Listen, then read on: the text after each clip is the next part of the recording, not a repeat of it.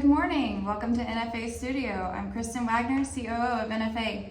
And I'm Reagan Wagner, CEO. We're glad you could join us today. Hey, it's November. We're halfway through Q4. Yep. Doesn't feel like it, but it's just been a blur. Hey, when we enter the last part of the year, we start talking about finances, and in previous podcasts and stuff, we've talked about goals and things like that. But really, when we think about it at the end of the year, we start really strategizing our financial goals and our budgets. So Kristen, what do you think the first thing people should do when they're assessing their financial goals or assessing their budget? What should they look out for?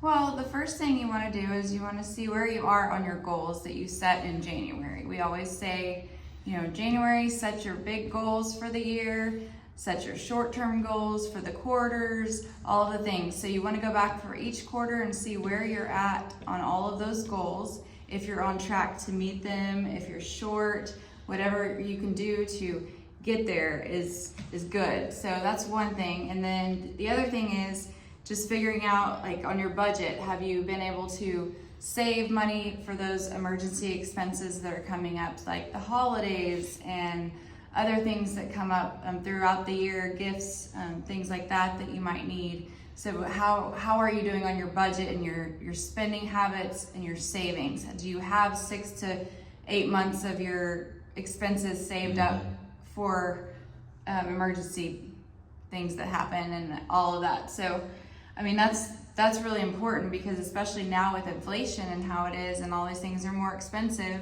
So we want to make sure that we have things saved so that if those expenses come up, we have them covered.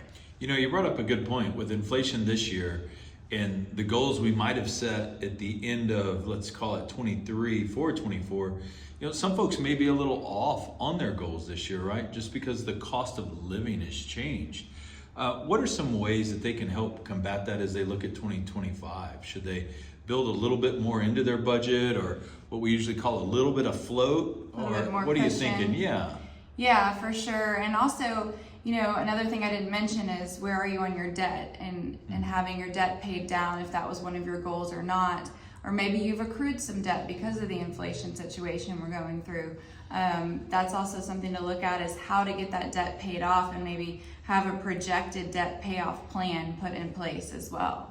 So those are all great ideas when we're reviewing our financial goals and our budgets. We're assessing progress from the current year, and then we're preparing for the next year. What are some other kind of top of mind ideas that they should think about, maybe in a checklist or just something they should run through as we approach the end of the year and the beginning of the next year?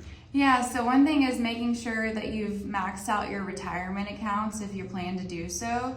So like your 401k or even just your IRAs if you don't have a 401k plan. Just making sure that you're getting the best tax advantages there. So the more you put into those pre-tax accounts, you can deduct that on your taxes, and so it saves you today in taxes. You could also look at a Roth IRA, which is after tax. It doesn't help you today in taxes, but you can max that out for the year, and that will help you at retirement when you pull it out, because it's all tax-free. So that's a big thing, as well as just making sure that if you're of age for RMDs. So what's an RMD? Required minimum distributions.